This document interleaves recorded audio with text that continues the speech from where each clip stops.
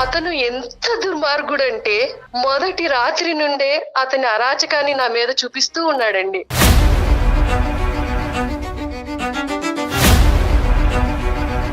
ఎప్పుడైనా బయటికి తీసుకువెళ్ళినప్పుడండి, ఫంక్షన్లకి వాటికి వెళ్ళినప్పుడు వాళ్ళు చూడు ఎలా ఉన్నారో, వాళ్ళ సౌష్ఠవం చూడు ఎలా ఉందో.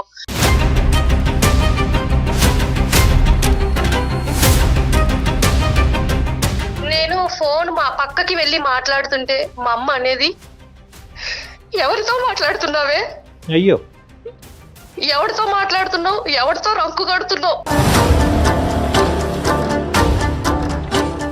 మా అక్క మల్లెపూలు కొనుక్కునేదండి. ఒకసారి ఆ మల్లెపూలు నా చేతిలోకి తీసుకుంటే, నీలాంటి దానికి ఎందుకే మల్లెపూలు అందండి అంటే వాళ్ళకి ఎందుకు అంత లోకం అయిపోయాను, ఎందుకు అంత చులకనగా మాట్లాడాలి నన్ను.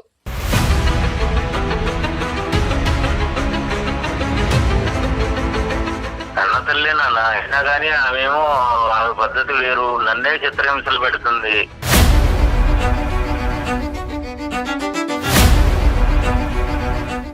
తల్లిదండ్రులు ఇద్దరు ఒకటే, ఇద్దరు తల్లిదండ్రుల చేతిలో అమ్మాయి మోసపోయింది అంతే. పోనీ అమ్మాయి కాళ్ళ మీద నిలబడుతుంది కదా, దానికైనా ఈయన సపోర్ట్ చేయొచ్చు కదండి.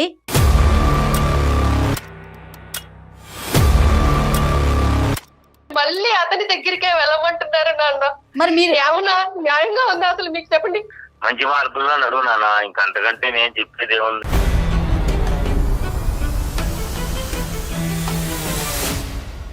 మీరు నా కన్న తండ్రి, నా జీవితం ఇలా అయిపోయింది. మీరు చూసిన సంబంధమే కదా నాన్న నేను చేసుకున్నాను. నాకు ఒక్కట చావు తప్ప ఏది కనిపించట్లేదు నాన్న.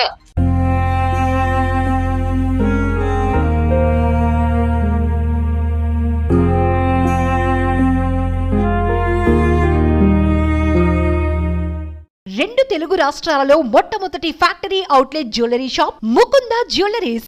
ముకుంద జ్యువెలర్స్ సమర్పించు అందమైన జీవితం కార్యక్రమానికి స్వాగతం. నమస్తే కళ్యాణ్ చక్రవర్తి. కళ్యాణ్ గారు, సక్సెస్ఫుల్ గా మనం 99వ ఎపిసోడ్ లో ఉన్నామండి. మరి 100వ ఎపిసోడ్ కి ఫార్మెట్ చేంజ్ చేయాలని చెప్పేసి డైరెక్టర్ గా జీకే గారు అనుకుంటా ఉన్నారు. అంటే ఏంటమ్మా, అంటే ఏ విధంగా? అంటే యాక్చువల్ గా ఇప్పటి వరకు మనకి ఫోన్ కాల్స్ లోనే మనం తీసుకుంటున్నాం, మాట్లాడుతున్నాం.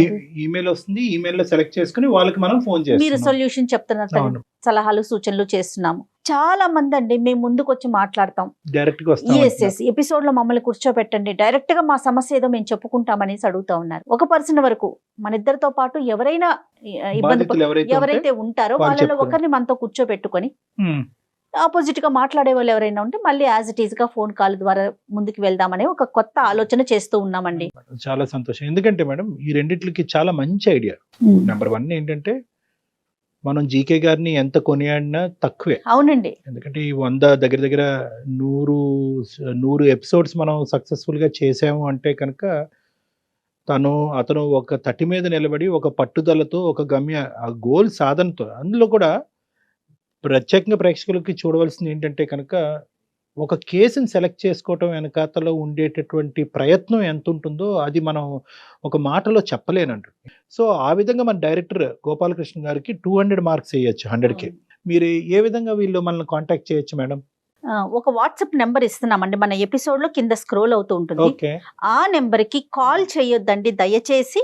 కాల్ కాకుండా జస్ట్ మీ ఆడియోని పెట్టండి చాలు. మీరు ఎలాంటి ప్రాబ్లమ్ ని ఫేస్ చేస్తున్నారు అనే దానికి సంబంధించి ఒక 4-5 లైన్లో ఒక ఆడియోని కనుక పంపించగలిగితే జీకే గారు అండ్ టీం మొత్తం స్ట్రీమ్ చేసుకోవటానికి దాన్ని విని నెక్స్ట్ ప్రయారిటీ ప్రకారం ఇప్పుడైతే ఎలా చేస్తున్నామో అట్లానే యాజ్ ఇట్ ఈస్ గా ప్రయారిటీ ప్రకారం తీసుకుంటాం. వాట్సాప్ లో వాయిస్ మెసేజ్ పెట్టేస్తే చాలు. 101 నుంచి మనం ఆ కొత్త ఎపిసోడ్స్ స్టార్ట్ చేద్దామండి. అవి కూడా ప్రేక్షకులు ఆదరిస్తారని నేను అనుకుంటున్నాను. ఖచ్చితంగా కళ్యాణ్ గారి సలహాలు సూచనలు పాటిస్తారని కోరుకుంటున్నాను. మరి ఈ రోజు ఎపిసోడ్ స్టార్ట్ చేద్దామండి. తప్పకుండా. భారతి అని మెయిల్ చేశారండి ఆవిడ. ఫోన్ చేసేస్తానండి, ఒకసారి మాట్లాడదాము. తప్పకుండా. ఇంకా నాకు సొల్యూషన్ లేదు, పరిష్కారం లేదు అనుకున్నప్పుడు చావేనేమో. మనిషి కోరుకోంది ఏదన్నా ప్రపంచంలో ఉందంటే అది చావే మేడం. అది కోరుకో. భారతి గారు నమస్తే అండి. నమస్తే అండి, ఎవరండి మాట్లాడేది? నేను జయానండి, అందమైన జీవితం ప్రోగ్రామ్ నుంచి కాల్ చేస్తా ఉన్నాను. మీరు మెయిల్ చేశారు కదా? మేడం గారు మీరా అండి? నమస్తే అండి. చాలా చాలా సంతోషం అండి మీ నుంచి నాకు కాల్ వచ్చినందుకు. చాలా నేను- సంతోషం అమ్మా. కానీ నీ మెయిల్ చూసాక నాకైతే చాలా బాధ అనిపించింది. చాలా మంది డాక్టర్ గారు సలహాలు సూచనలు అడుగుతారు, డాక్టర్ కళ్యాణ్ గారివి. కానీ మీరు మాత్రం చనిపోవటానికి మార్గాన్ని అడిగారు. నాకు చాలా చాలా బాధ అనిపించింది. ఫస్ట్ మీరు ముందు డాక్టర్ గారితో మాట్లాడండి. తప్పకుండా అండి, భారతి గారు తప్పకుండా. నమస్తే అమ్మా. నమస్తే డాక్టర్ గారు. ఇంతకీ మీ సమస్య ఏంటమ్మా? చెప్పండి, అసలు మీ గురించి ఒక్కసారి వివరించండి. నాకు పెళ్ళయి 11 సంవత్సరాలు అవుతోందండి. ఓ. పుట్టింట్లో ఉన్నన్నాళ్ళు మేము 3 అమ్మాయిలము, 1 అబ్బాయి. నేను 2వ అమ్మాయిని. ఉమ్, పుట్టింట్లో చాలా నాన్నగారు గవర్నమెంట్ ఉద్యోగం చేసేవాళ్ళు. ఇప్పుడు రిటైర్ అయ్యి ఏదో చిన్న జాబ్ చేసుకుంటున్నారు. ఉమ్, ఉమ్, అలాగే వాళ్ళు చెప్పినట్టుగానే వాళ్ళు చెప్పిన సంబంధాన్ని చేసుకున్నానండి. 1 అబ్బాయి. నిజంగా ఒక అమ్మాయి ఇంకొకరి జీవితంలోకి వెళ్తోంది అన్నప్పుడు ఎంత ఆనందంగా వెళ్తుందండి, ఎన్ని ఆశలతో వెళ్తుందండి. అంతే కదా. ఆ, అందులోనూ పెద్దవాళ్ళు కుదిర్చారు అంటే మనకి తగ్గట్టుగానే వాళ్ళు చూసుంటారు కదా ఉమ్, అన్న ఆనందంలోనే ఉంటుంది కదా అండి. బ్లైండ్ ఫెయిత్ అంతేనమ్మా, అంతే అంతే. అతను ఎంత దుర్మార్గుడు అంటే అయ్యో చాలా అండి, చాలా అంటే చాలా దుర్మార్గుడు. అమ్మా, వాళ్ళకి చాలా వ్యాపారాలు ఉన్నాయి, రియల్ ఎస్టేట్ వ్యాపారాలు ఉన్నాయి. మన వాళ్ళకి మంచి అవే డబ్బున్న కనిపిస్తాయి. వాళ్ళు, పలుకుబడి ఉన్న వాళ్ళే, సంఘంలో పలుకుబడి ఉన్న వాళ్ళే. కానీ మనసులో మాత్రం క్రూరత్వం నిండిపోయిన వాళ్ళండి.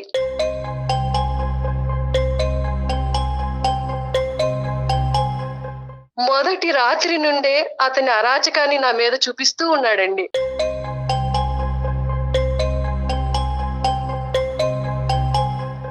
అయ్యో మందు తాగి వచ్చి తాగుడు, సిగరెట్ కాలుస్తూ సిగరెట్. నన్ను ఒక యాష్ ట్రేగా యూజ్ చేసుకున్నాడు.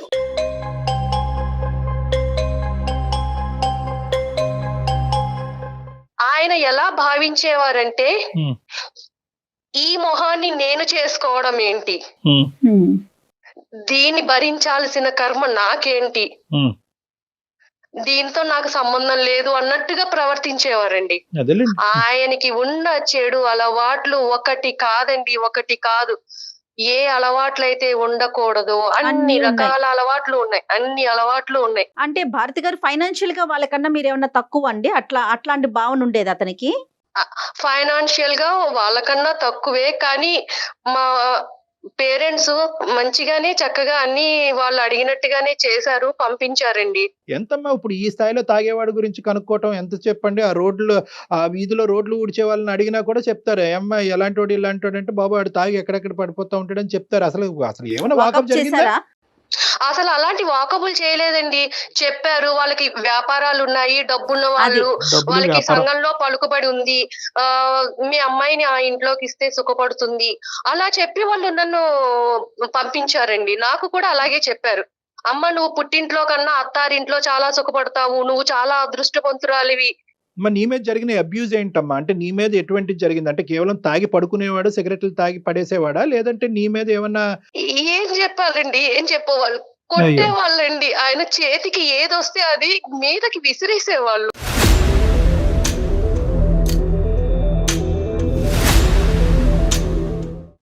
ఒక 3 ఏళ్ల తర్వాత years.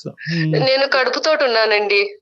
అప్పుడే ఆ చెప్తారు. దుర్మార్గుడితో ఒక బిడ్డకి తల్లినయ్యాను. ఓకేనమ్మా. ఆ టైంలో నాకు ఏమనిపించిందంటే, అత్తారింట్లో ఉండటం కన్నా పుట్టింటికి వెళితే వాళ్ళ ఆదరణతో ఒక మంచి బిడ్డకి తల్లినవుతాను అని ఆలోచించి నేను పుట్టింటికి వెళ్ళిపోయానండి.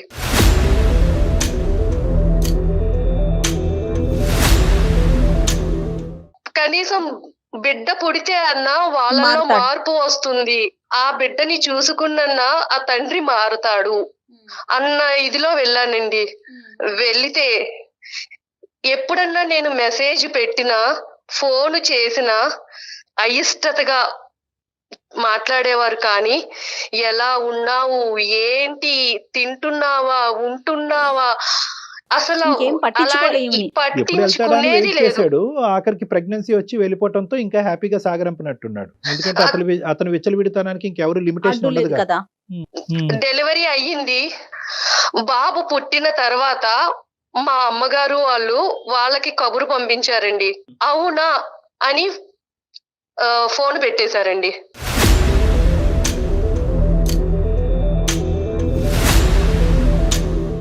సరే ఫైనల్ గా ఎప్పుడు చెప్పావమ్మా? మీ పుట్టింటి వాళ్ళకి ఎప్పుడు చెప్పావు? వాళ్ళ రియాక్షన్ ఏంటి? అది ఇంపార్టెంట్ మాకు. పుట్టింటి వాళ్ళకి ఎప్పుడు చెప్పానంటే, ఎప్పుడైతే వాళ్ళు బిడ్డని కూడా చూడటానికి రాలేదో అప్పుడు చెప్పారు. అప్పుడు చెప్పానండి. అప్పుడు చెప్పాక ఇప్పుడు అసలైన బాధ నాది మొదలైంది. ఇప్పుడు పుట్టింటి వాళ్ళకి నేను చులకనైపోయాను.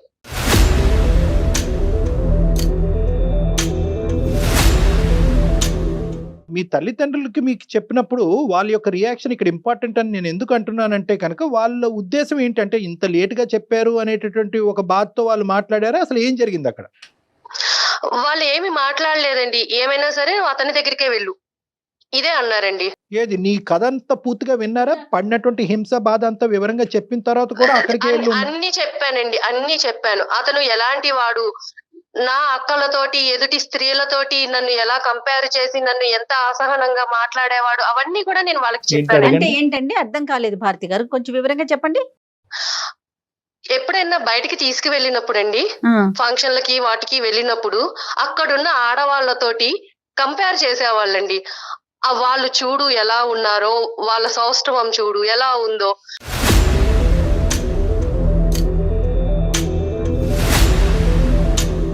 పక్కన భార్యను పెట్టుకుని ఎదుటి స్త్రీలో అందాన్ని వెతుక్కుంటున్నారు కదా, ఏంటి నాలాంటి ఆడదాని పరిస్థితి ఏంటి, ఇలాగే ఉంటారా ప్రతి మగవాళ్ళు అన్న బాధ కూడా నాకు ఉండేది తనకి. సరే ఇక్కడ ఈ మీ ఆయన గురించి ఇంకా పూర్తిగా చాలా వివరంగా కులంకుశంగా చెప్పావమ్మా. అసలు మీ తల్లిదండ్రుల యొక్క రియాక్షన్ ఏంటి? వాళ్ళు ఏమన్నారు? చెప్తే వాళ్ళ రియాక్షన్ ఏంటంటే, మా నాన్నగారు అసలు ఏమీ మాట్లాడరండి, ఏమీ మాట్లాడరు. మా అమ్మగారు ఏం చెప్తే అది, మా అమ్మగారు ఎలా చెప్తే అలా. కూర్చోమంటే కూర్చుంటారు, నుంచోమంటే నుంచుంటారు. అంతా మా అమ్మగారి చేతుల్లోనే ఉందండి. మా అమ్మ, మా అక్క, మా పెద్ద అక్క, వాళ్ళకి ఇంకా చాలా చులకనగా ఉండి, నువ్వు వెళ్ళు, ఏదైనా సరే నువ్వు అక్కడే ఉండాలి, అతని దగ్గరే ఉండాలి, మేం చేసుకోవట్లేదు ఆ సంసారాలు, మేము లేము ఆ మొగుళ్ళతోటి అని చెప్పేసి అన్నారండి.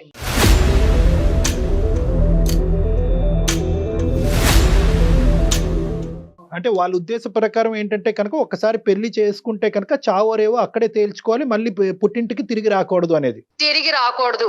మిగతా వాళ్ళందరూ ఉండట్లేదా, మిగతా వాళ్ళు వాళ్ళ భర్తలతో ఉండట్లేదా, సుఖంగా వాళ్ళని మార్చుకుని సంసారాలు చెయ్యట్లేదా, నువ్వు ఎందుకు చెయ్యవు? అటువైపు నరకాసుడైనా హిరణ్యకశిపుడైనా ఎవరైనా కూడా అక్కడ ఉండాలి. రైట్, ఓకే, అర్థమైందమ్మా. మీ పేరెంట్స్ యొక్క, మీ ఫ్యామిలీ యొక్క సైకాలజీ అర్థమైంది. తర్వాత అమ్మా, మీ సిస్టర్స్ ఇద్దరు హ్యాపీయేనమ్మా? మీ సిస్టర్స్ ఇద్దరు హ్యాపీయే? వాళ్ళు హ్యాపీ, చాలా హ్యాపీగా ఉన్నారండి, వాళ్ళు చాలా హ్యాపీగా ఉన్నారు. సో పుట్టింటికి వచ్చిన తర్వాత నీ బాధ చెప్పుకునేటటువంటి క్రమంలో మీ సిస్టర్స్ దగ్గర నుంచి కూడా నీకు ఎటువంటి సపోర్ట్ రాలే? సపోర్ట్ రాలేదండి. ఒక రకమైన టార్చర్ కాదండి. మా అమ్మగారు గాని, మా పెద్దక్క గాని, అసలు పెళ్లికి ముందు వాళ్ళు ఎలా ఉండేవాళ్ళు, నన్ను ఎలా చూసుకునేవాళ్ళు, అలాంటిది పెళ్ళయ్యాక భర్త ఆదరణ లేకపోతే ఇంత హింసిస్తారా నన్ను? అమ్మ కూడానా? అమ్మ కూడా అండి, అమ్మ కూడా. అంటే వాళ్ళకి ఒక చులకన ఏర్పడిపోయింది. అంటే దీనికి ఎవరి సపోర్టు లేదు, ఇది మన మీదే ఉంది, మన మీదే బతకాలి, దీనికి మనం తప్ప దిక్కు లేదు అని చెప్పి ఇంట్లో చాకిరీ అండి, చాకిరీ, ఎంత గొడ్డు చాకిరీ చేయించేవాళ్ళు. వంట పని, ఇంటి పని, ఇంకా ఇదని అదని లేదండి, మొత్తం అంతా వాళ్ళకి అలుసైపోయాను నేను. అంటే దీనికి మొగుడు అండ లేదు, వీళ్ళకి మనమే దిక్కు, ఇది ఏం చెప్పినా వినాల్సిందే, మనం ఏం చెప్తే అది చేయాల్సిందే అన్నట్టుగా ఉండేవాళ్ళు. ఇప్పుడు మీరు పాప బాబు అన్నారండి? బాబండి, అది అదృష్టమో దురదృష్టమో నిజంగా అండి. ఆ బాబు పుట్టాడు అని ఆనందపడడానికి కూడా లేదండి. వాడు చాలా హైపర్ అండి, హెల్త్ ఇష్యూస్ చాలా అంటే చాలా ఉన్నాయి. ఫిజికల్ హెల్త్ అమ్మా, mental health? Physical and mental health బాగుండక ఫిజికల్ గా అసలు చాలా అండి, చాలా హైపర్ యాక్టివ్ అండి. ఎంత అల్లరి చేస్తాడంటే, అసలు స్కూల్లో కూడా ప్రతి 3 నెలలకి పేరెంట్స్ నుంచి కంప్లైంట్లు అండి, మా అబ్బాయిని కొట్టాడండి, ఇదిగోండి మేము ఇలా సఫర్ అవుతున్నాము. వాళ్ళు ప్రిన్సిపల్ కి కంప్లైంట్ చేయడం, అప్పుడు ప్రిన్సిపల్ ఏమో, అమ్మా ఇలాంటి పిల్లలు మా స్కూల్లో కాదమ్మా, మీరు వేరే స్కూల్లో జాయిన్ చేసుకోండి, మాకు టీసీ ఇచ్చేయడం. చాలా చాలా ఎవ్వరు ఒక అరగంట కూడా ఆ బాబుని చూస్తే, బాబోయ్ ఈతన్ని పెంచుతున్న తల్లి ఎవరు, ఏమిటి ఇంత అల్లరి చేస్తున్నాడు, ఇలా ఉన్నాడేంటి పిల్లాడని చెప్పి మా అక్క కూడానండి అసలు ఇలాంటి వాడికి జన్మనిచ్చావా నువ్వు, వీడు పురిట్లో చనిపోయినా బాగుండేది.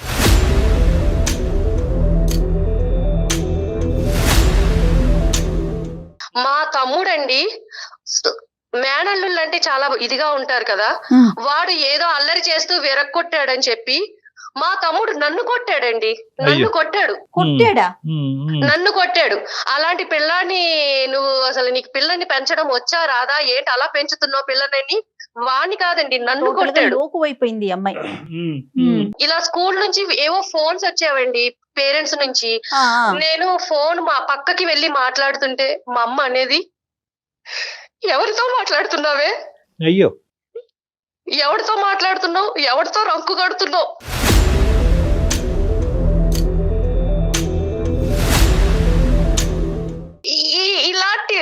అలాంటి మాటలు మాట్లాడినప్పుడు ఒక ఆడదానిగా నేను ఎంత ఇదవుతానండి. మా అక్క మల్లెపూలు కొనుక్కునేదండి.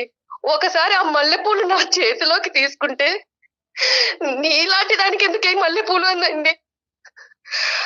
అంటే నేను ఎందుకు పనికిరాని దాన్ని, అంటే వాళ్ళకి ఎందుకు అంత లోకం అయిపోయాను, ఎందుకు అంత చులకనగా మాట్లాడాలి నన్ను.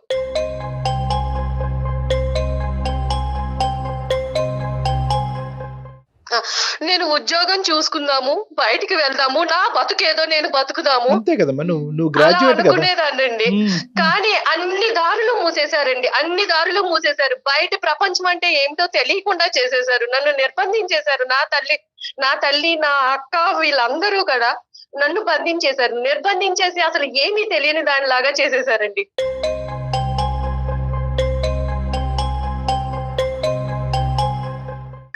లేదండి, ఇవన్నీ నేను భరించలేనండి. నాకు చావు ఒక్కటే పరిష్కారం.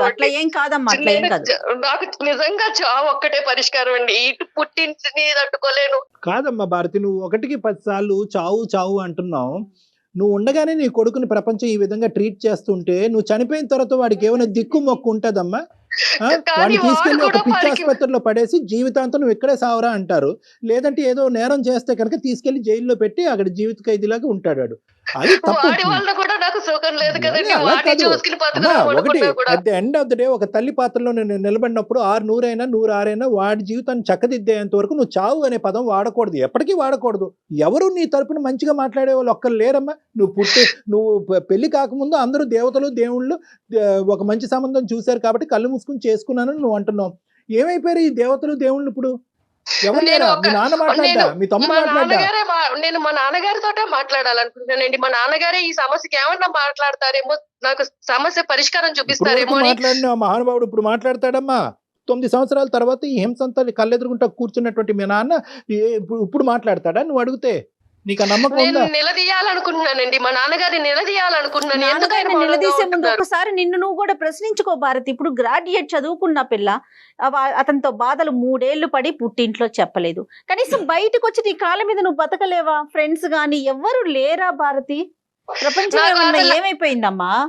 లేదండి, ఫ్రెండ్స్ తో గాని ఇరుగు పొరుగు వాళ్ళతో గాని నాకు ఎలాంటి సంబంధము లేదు. అసలు నాకు ఎవరితోటి కనెక్షన్ లేని ఇదిలో అయిపోయానండి. నన్ను అలా నిర్బంధించేశారు. లేదమ్మా, నువ్వు ఏంటంటే ఇప్పుడు పుండుమే కారం చల్లటం అనేటటువంటి అంశాన్ని నేను ప్రతిసారి నేను చిత్రీకరిస్తూ ఉంటాను. ఇక్కడ ఏంటంటే నువ్వు ప్రతి స్టెప్ కూడా స్లో అమ్మా, ప్రతి స్టెప్ స్లో. ఒకటి ఏంటంటే ఐదర్ అవతల వాళ్ళ గురించి సాక్రిఫైస్ చేస్తావు. మొగుడు శాడిస్ట్ అయినా కూడా కొడుకుని ఇస్తే కనుక వాడు దేవుడు అయిపోతాడని అనుకున్నావు. తల్లిదండ్రులకు చెప్తే వాళ్ళు బాధపడతారు అనుకున్నావు. మళ్ళీ అక్కడ కంగు తిన్నావు. మీ తల్లిదండ్రులు వాళ్ళు ఏంటంటే కంప్లీట్ గా రివర్స్ పిక్చర్ చూపెట్టి వాడికి మించినటువంటి శాడిస్ట్ లాగా ఏమనుకోవద్దు, వాడికి మించిన శాడిస్ట్ లాగా వీళ్ళు తయారయ్యారు. ఎక్కడ కూడా పుట్టింటి వాళ్ళు ఇలా రియాక్ట్ అవుతారని మనం అనుకోలేదు. దానికి తోడు ఏంటంటే ఎప్పుడైతే నీ కొడుకు ఇలా పుట్టాడో నీకేంటంటే అన్ని ద్వారాలు మూసిపోయినాయి, నాకు ఇంకో జీవితం లేదని చెప్పి నువ్వు ఫిక్స్ అయిపోయావు. ఇప్పుడు నాకు కావాల్సింది ఏంటంటే మీ తండ్రి గారిని నిలదీయాలి, అడగాలి అని అనుకునేటటువంటి మీ ఆలోచన వెనకాతల నెంబర్ 1, ఈ రోజు మీరు మాకు ఎలా చేసి మాట్లాడుతున్నారు? ఇప్పుడు ఎక్కడున్నారు మీ అమ్మాళ్ళు అందరూ? అంటే ఇంతకాలం మా అమ్మగారు వాళ్ళ అమ్మగారికి బాలేదు అంటే వేరే ఊరు వెళ్ళారండి. అమ్మమ్మకి బాలేదు. అయితే ఆవిడ కాలం చేశారు. ఇంకొక 11 రోజుల వరకు వాళ్ళు రారు. నా సమస్యకు కూడా ఒక పరిష్కారం దొరుకుతుందని ఇమీడియట్ గా మీకు మెయిల్ సరే, చేశానండి. మంచిది. సంతోషం అమ్మా, అక్కడ వరకు సంతోషం. మీరు అసలు ఏం ఎక్స్పెక్ట్ చేస్తున్నారు? నాన్నగారితో మాట్లాడాలని అంటున్నారు, మెయిల్లో కూడా చూసాను నేను నేను. నాన్నగారితో మాట్లాడాలండి. నా సమస్యకి పరిష్కారం నాన్నగారే చెప్తారా, డాక్టర్ గారే చెప్తారా? కానీ నన్ను ఈ చిక్కుల వలయం నుంచి, ఈ సమస్యల నుంచి నన్ను బయట పాడేయండి. భారతమ్మ, ఒక్కటి తల్లి, ఎవడి జీవితం నుంచి బయటపడేయలేడమ్మా. మన జీవితానికి సంబంధించినటువంటి నిర్ణయం మనం తీసుకోవాలి. మేము కేవలం మెంటర్స్ మాత్రమే. కొద్దిగా టార్చ్ లైట్ వేస్తాం, ఆ చీకటిలోంచి మీరు నడుచుకుంటూ వెళ్ళాలి. టార్చ్ లైట్ మాత్రమే. అయినా సరే మీ తండ్రిని కొన్ని ప్రశ్నలు అడుగుదామని అనుకుంటున్నావు కాబట్టి అతనితో మాట్లాడి. ఎక్కడున్నాడో మాత్రం. నాన్నగారు బయటికి వెళ్ళారండి. ఆయన ఉద్యోగం చేస్తారని చెప్పాను కదా, అక్కడికి వెళ్ళారండి. అలాగే మీ సమస్యకు ఒక పరిష్కారాన్ని నిర్ణయించుకోండి. ఆయన నిలదీస్తారు. నిలదీస్తే ఏమవుతుంది? మీ కడుపు మంట చల్లారుతుంది, అంతే. నెక్స్ట్ ఏంటి అది కూడా ఆలోచించండి, అంతే కదా కళ్యాణ్ గారు? అంతేనమ్మా, అంతే అంతే అంతే. మరి మాట్లాడదామండి. ఎట్లా లైన్ కలుపుతారా భారతి గారు మీరు? నేను నాన్నగారికి ఒకసారి కాల్ చేస్తానండి. ఆ. అమ్మాయికి ఏంటంటే జయ గారు, మనం ఈ రోజు ఇలా మాట్లాడేటప్పటికి అమ్మాయికి ఒక ధైర్యం వచ్చింది. ఇప్పుడు స్టార్ట్ అయింది ఆ అమ్మాయి జీవితంలో. ఏంటంటే నెంబర్ 1, ప్రశ్నించాలి, అడిగి కారణాలు తెలుసుకోవాలి, తర్వాత సమస్యకి పరిష్కారం వెతుక్కోవాలి. సహజంగా మనిషి ఒక మానసిక పరిస్థితి తెలిపి ప్రశ్నలకి బదులు కావాలి. సమస్య పరిష్కారం ఎత్తుక్కుంటే ఎత్తుక్కోరు. మీరు నేను ఎప్పుడు అదే మాట్లాడుతున్న నమ్ముతాను, అందరికి వ్యక్తి అదే మీ నమ్మకాన్ని కాల్ ఇస్తూ ను ఉంటాను. హోల్డ్ లో మన ఉంచారు. థింకింగ్ లైన్ మారాలి. హలో, ఏంటమ్మా? ఏం చేస్తున్నావు నాన్న? ఏం చేస్తున్నానమ్మా, ఇప్పుడు ఉండే కష్టాలే. నాన్న, నా పరిస్థితి నువ్వు చూస్తున్నావా నాన్న? ఏం ఇంట్లో పరిస్థితి చూడన్నా? నీకు అర్థమవుతుందా నాన్న?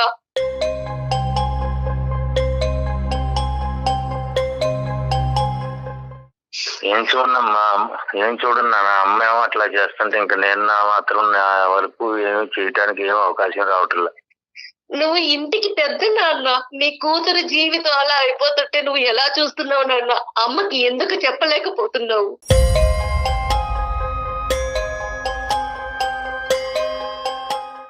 మీ అమ్మ పెట్టే చిత్రహింసలకి నేను చెప్పినా గానీ వినటం లేదు, చెప్పేటంత అవకాశమే ఇవ్వటం లేదు నాన్న. మీరు అలా అంటే కుదరదు నాన్న. నా సమస్యకి పరిష్కారం చెప్పాలి. మీరు నా కన్న తండ్రి. నా జీవితం ఇలా అయిపోయింది. మీరు చూసిన సంబంధమే కదా నాన్న నేను చేసుకున్నాను.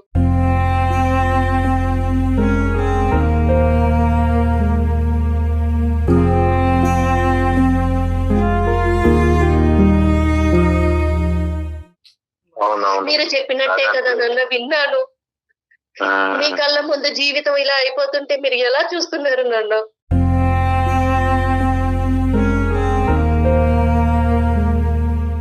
నా బాధని ఎవరితో చెప్పుకోవాలో తెలియక అందమైన జీవితం అనే ప్రోగ్రామ్ ని డాక్టర్ గారికి చెప్పుకుందాము, కళ్యాణ చక్రవర్తి గారిని సలహా అడుగుదామని వాళ్ళని అప్రోచ్ అయ్యాను నాన్న. వాళ్ళకి మెయిల్ పంపించాను.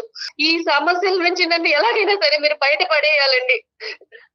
నాకు ఒక్కట చావు తప్ప ఏది కనిపించట్లేదు నాన్న.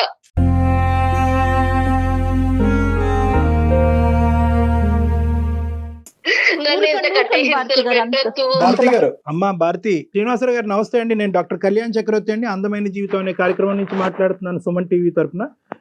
నాతో పాటు జయ మేడం కూడా ఉన్నారు. నమస్తే అండి శ్రీనివాస్ గారు. ఎక్కడున్నారు శ్రీనివాస్ గారు? మీరు ఏం చేస్తున్నారు? మీ అమ్మాయి పరిస్థితిని అర్థం చేసుకున్నారా? ఏం చేయబోతున్నారు? ఏం చేశారు? వాళ్ళు చిన్నప్పుడు నానా ఇబ్బందులు పడి పెంచానండి. కష్టాల్లో ఉండి చాలా ఇబ్బందులు పడి కష్టాలు పడి నా భార్య సరిగా అర్థం చేసుకోకుండా నన్నే ఇబ్బంది పెట్టేసి అవును, చాలా చిత్రహింసలకు గురి చేసిందండి. ఎవరు మిమ్మల్ని? చాలా ఇబ్బంది పెట్టేసింది సార్. సో నేనే అట్లాగే కావలేక బ్రతికి ఇక ఉండి నా భార్యకి ఎదురు చెప్పలేక అట్లా బతుకుతున్నానండి. ఆమెకి దాసోహం అయిపోయారా? మీదే పెద్ద కథలా ఉందా మీ అమ్మాయి కంటే? సరే అయిపోయారు, కానీ పెళ్లి గురించి ఒక ఆడపిల్ల ఎంత దాసోహం అయ్యి ఎంత ఆవిడ మీ ఆవిడ కాళ్ళ కింద మీరు చెప్పైనా బానిసైనా కూడా at the end of the day ఒక ఆడబిడ్డ యొక్క వేరే ఇంటికి పంపించే ఆడబిడ్డకు సంబంధించినటువంటి సంబంధం డిసైడ్ చేసేటప్పుడు ఆచితూచి నిర్ణయించుకోవాల్సినటువంటి అవసరం ఉంది. ఎందుకంటే మీలాగా మీ అమ్మాయి జీవితం అవ్వకూడదు కాబట్టి. మీరు భరించిన బాధ మీకు తెలుసు. అలాంటిది మీ పిల్ల విషయంలో మీరు ఎందుకు చేశారు? ముందుగా మీరు అన్ని కనుక్కుని ఎలాంటి వాడు ఏంటి అవన్నీ కనుక్కోద్దా? డబ్బు ఉంటే సరిపోతుందా నాన్న? ఇంకా పిల్ల సుఖపడుతుందా లేదా అని మీరు చూసుకోక్కర్లేదా? నేను అన్ని ఎంక్వైరీ చేశాను నాన్న, మంచి సంబంధం అని. కానీ ఇవాళ అతను ఆ విధంగా బతుకుతున్నాడు. చెప్పినా మార్పు రావటంలో అతనిలో ఇంకా చెడ్డ మార్గంలోనే నడుస్తున్నాడే గానీ మంచి మార్గంలోకి ఏమీ రావడం లేదు. అతని చెడ్డతనం తీసి పక్కన పెట్టేసేయండి. ఆ చెడ్డతనం భరించలేక ఈ అమ్మాయి ఆశ్రయం గురించి పుట్టింటికి వచ్చినటువంటి ఆడపిల్లని మీ భార్య చేసేటటువంటి హింస ఏంటి అని మేము మిమ్మల్ని ప్రశ్నిస్తున్నాం. ఆవిడ తత్వం ఏంటి అసలు? ఆవిడ కన్న తల్లేనా పెంచుడు తల్లి అండి? కన్న తల్లే నాన్న, అయినా కానీ ఆమెమో ఆమె పద్ధతి వేరు, నన్నే చిత్రహింసలు పెడుతుంది.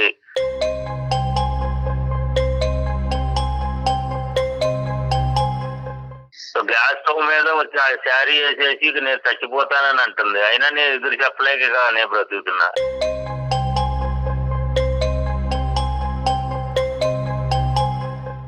ఆమెకి ఎదిరించి నేను మాట్లాడాలంటే కూడా నా వల్ల ఏమి కావడం లేదు. అప్పుడే కాదు ఇంక అంటే ఇప్పుడే నేను కూడా మోతుందిలేండి. ఇప్పుడు ఇలాగే ఉండాలా నాన్న? మీలాగానే ఉండాలా? మరి ఇప్పుడు ఈ పిల్ల పరిస్థితి ఏంటండి? మీలాగానే చావో బతుకో సైలెంట్ అయిపోయి అక్కడే బతకాలా? వెళ్ళిపోమంటారా? ఏంటి నాన్న, నా బతుకు నన్ను ఎలా బతకాలో మీరు చెప్పండి. కాదండి, ఇప్పుడు ఒకటి శ్రీనివాస్ గారు, మీ ఆవిడ ఏమో వచ్చి గ్యాస్ స్టవ్ మీద చీర పెట్టుకుని ముట్టించుకుంటుంది అనేటటువంటి భయంతో మీరు వెనకడిగేస్తున్నారు. ఇప్పుడు అదే మాట మీ కూతురు అంటుంది, నేను బ్రతకాలా చచ్చిపోవాలా, ఒక పక్క నుంచి వాడు ఒక హైపర్ యాక్టివ్ కిడ్ పట్టుకుని వాడిని భరించలేక అన్ని అవమానాలు భరించలేక నేను చచ్చిపోవాలని అని అనుకుంటే మాకు ఫోన్ చేసింది ఈ రోజు మీ అమ్మాయి. మీ కూతురికి ఏం సమాధానం చెప్తామో చెప్పండి ఒకసారి. వాడిని కేకలేసి మంచిగా బతికేది వర్తమానం చెప్పండి ఇంట్లోనే, వాళ్ళ ఇంట్లోనే. ఇంకా అంతకంటే చెప్పేది ఏముంది ఇంకా? అయ్యో రామా,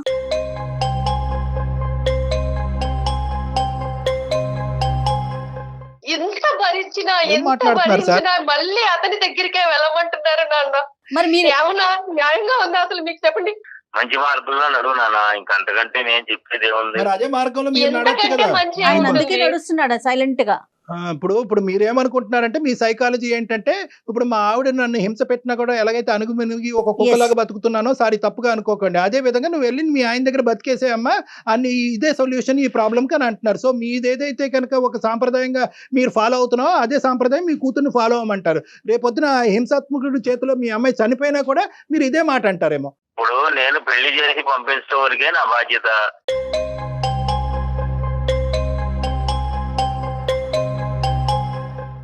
వాళ్ళు అంటే బాధపడండి. చేతులు దులిపేసుకున్నారా నాన్న? ఆ, పెళ్లి అయిపోయిన దులిపేసుకున్నాను, తర్వాత ఇంకేంటి? చేతులు దులిపేసుకున్నారా మీరు అసలు? ఇప్పుడు మీ ఆవిడ నోరు ఆవిడ ఏంటంటే ప్రత్యక్షంగా కనిపిస్తుంది, మీరేంటంటే ఎక్కడో ఉద్యోగం చేసుకుంటున్నారు కాబట్టి మీ యొక్క తీరు, మీ వ్యక్తిత్వం, మీ మాట పద్ధతులు, మీ ఆలోచన శైలి ఇప్పుడుకొచ్చి ఈ మహాతల్లికి కనిపించలేదు. అంటే తల్లిదండ్రులు ఇద్దరు ఒకటే. పోనీ అమ్మాయి కాళ్ళ మీద నిలబడుతుంది కదా, దానికైనా ఈయన సపోర్ట్ చేయొచ్చు కదండి. ఏమండి అదే నన్ను బయట ఆన్సర్ పడేయమనండి. నన్ను చెప్పండి. ఎక్కడికన్నా తీసుకెళ్లి ఎక్కడైనా ఉంచండి. నా బతికేదో నేను బతుకుతాను. ఆ మా అమ్మాయి వయసులో ఉంది కదా అని చెప్పి బయటికి వెళ్తే నలుగురు నాలుగు రకాలుగా మాట్లాడతారు, అందుకని రకరకాల పద్ధతులు వస్తాయని చెప్పి వాళ్ళ అమ్మకి ఇష్టం లేదు, ఉద్యోగం చేయించుదామనే ఉద్దేశం లేదు. మీకు ఏంటి నాన్న, మీ పెంపకం మీద మీకు నమ్మకం లేదా నాన్న?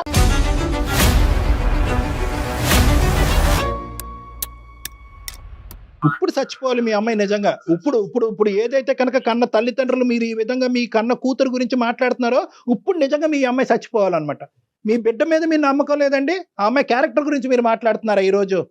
వాళ్ళు చక్కగానే ఇంట్లో బతుకుతానంటున్నారు కదా, ఇంట్లో ఉండి ఏమైంది? బయటికి వెళ్ళి నాలుగు మాటలు అనిపించుకునే దానికంటే ఇంట్లో చక్కగా ఇంట్లో అంత ఉన్నానా గొప్పగా నాన్న? ఉందండి మీ ఇంట్లో? మీరు చూస్తున్నారు కదా, దాన్ని చక్కగా ఉండడం అంటారా? చెప్పండి.